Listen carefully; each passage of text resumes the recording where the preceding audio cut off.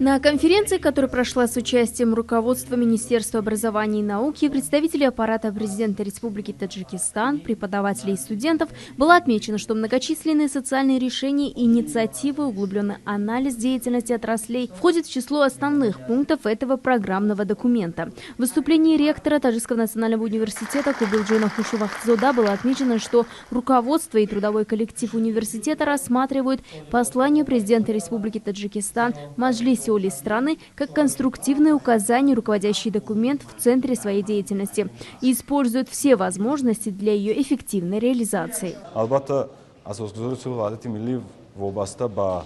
Подготовка высококвалифицированных профессорско-преподавательских кадров, дальнейшее повышение качества образования, изучение иностранных языков на всех уровнях образования, точных математических и естественных наук, а также воспитание студентов считается важнейшей задачей. В Таджикском национальном университете уже разработан план действий по реализации программы изучения английского и русского языков.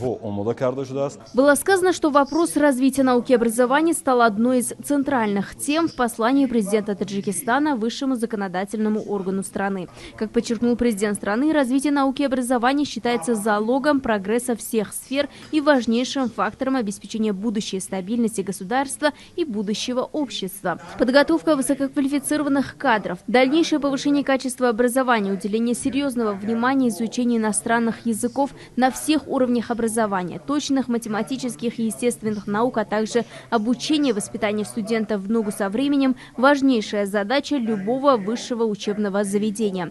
На мероприятии ученые и эксперты высказали свое мнение о других аспектах ежегодного послания президента Республики Таджикистан Маджлисе ули страны и оценили его реализацию как основу для обеспечения достойной жизни каждого жителя республики.